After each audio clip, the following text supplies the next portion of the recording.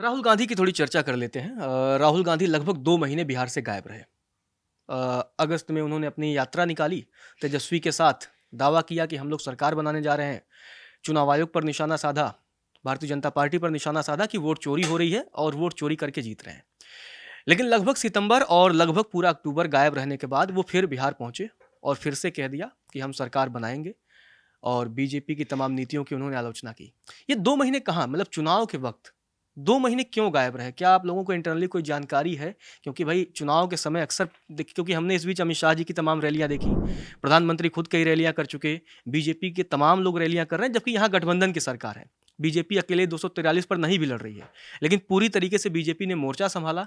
तो राहुल गांधी, जो कि आप कह सकते हैं क्योंकि नेता प्रतिपक्ष हैं और विपक्ष के सबसे बड़े नेताओं में से एक हैं, उनका गायब रहना कैसा देखती है भारतीय जनता पार्टी? देखिए, राहुल गांधी कुछ दिन पहले एक बहुत महत्वपूर्ण बात कहे थे, निकल गई थी उनसे कि पूरा देश वो पेट्रोल या केरोसिन तेल, कुछ शब्द बोले थे, बिछ चुका है और सब कुछ बस खाली एक माचिस की तीली मारने की जरूरत है या लगाने की जरूरत है। देश में ऐसी बात कहे थे अराउंड। अब जो व्यक्ति देश को जलाना चाहता है, उससे हम क्या अपेक्षा कर सकते हैं? रजत जी, मैं दैनिक जागरण के फोरम से ये बात कह रहा हूं।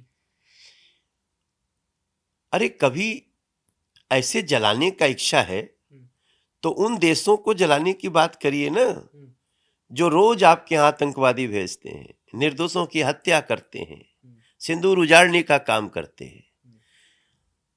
उनके तो प्रवक्ता बन जाते हैं राहुल गांधी, और वो जितनी कोशिश कर रहे हैं उनका मनसा जहां का तहें धरा रह जाता है। जनता इतनी समझदार है कि वो इसमें आती नहीं। कभी वो जेनजी को भड़काने में लगे रहते हैं, कभी वो देश के लोगों को झूठ परोसने में लगे रहते हैं। आप सोचिए, एसआईआर से बड़ा झूठ क्या हो सकता है? वोट चोरी से बड़ा झूठ क्या हो सकता है? ये लोग क्या कर रहे हैं? ये वही बस माचिस मारने की कोशिश कर रहे हैं, लेकिन जनता माचिसे पे पानी गिरा दिले भैया मारा था लोग, जरूरते नहीं थे। तो ये जब जाते हैं ना, फ्रस्ट्रेशन में भागते हैं ये लोग। ये जितने दिन आपको नहीं दिखते हैं ना, जैसे होता है ना कि आदमी दीवार में सिर मारी कि दीवार तोड़ देंगे, तो कपड़े दुखाए लागल तो जाके इलाज कराते हैं सब।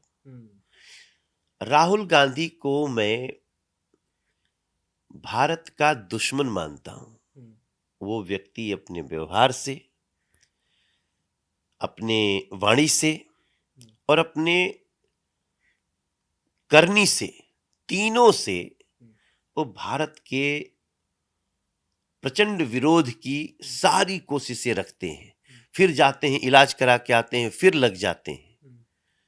इसलिए मैं उनको बता दूं, ये बिहार है। जब दुनिया में कहीं भी लोकतंत्र नहीं था, वोट नहीं होता था, तब बिहार के लिच्छवी गणराज्य में वोट होता था 600 ईस्वी पूर्व। उस बिहार को आपने जो जलाने की कोशिश की, एसआईआर और वोट चोरी, लोग आराम से पूछते हैं, भैया वोट चोरी है तो हिमाचल में कैसे कांग्रेस है, कर्नाटक में कैसे कांग्रेस है, टीएमसी कैसे है बंगाल में? मतलब तुम जीत गए तो ठीक, और एनडीए जीत गया, भाजपा जीत गई तो वोट चोरी। तब पब्लिक जो है इन लोगों को ठीक से हिसाब करेगी। इसका जब जवाब आता है, आपने शायद सुना होगा, कहते हैं कि नहीं वो 2-4 जगह इसलिए जिता देते हैं जिससे लोगों का भरोसा रहे कि मतलब घोटाला नहीं हो रहा है। जैसे क्रिकेट में अक्सर नहीं कहते हैं कि 2 बॉल उसने डिफेंस कर दिया तो लगता है बाद में छक्का मारता नहीं, डिफेंस भी कर ले रहा है। तो उनका कहना ये होता है। यही कोशिश है ना कि ये बेसिकली ये इंटेलेक्चुअल टेररिज्म कर रहे हैं। मेरा जितना स्टडी है, Rahul Gandhi is a intellectual terrorist. वो वैचारिक आतंकवाद के थ्रू देश के लोगों को भड़काने में लगे रहते हैं। क्यों करते हैं ऐसा? इसी देश से वो सांसद हैं, इसी देश के उनके परिवार के तमाम लोग प्रधानमंत्री रहे, क्यों ऐसा करते हैं फिर वो?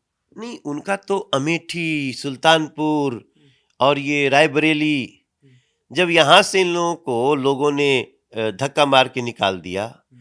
फ्रस्ट्रेशन आप समझ रहे हैं किस लेवल का है। तो इसलिए अब क्या करते हैं ना कि हम लोग के एक कहावत है, खेलब न खेले देव खेलिए बिगाड़ब।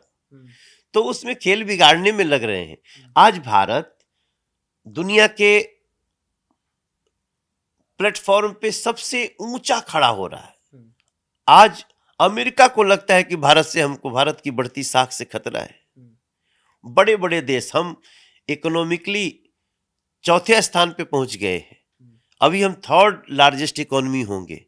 उस आदमी ने आज तक कोई बात नहीं करी।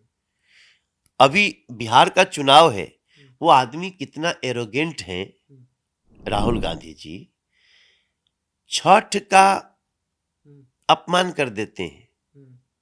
छठ माता का अपमान जो करता है, जो सनातन का अपमान करता है, देवी देवताओं के फोटो को ऐसा लगता है कि उस पे वो मुड़ी खाएंगे।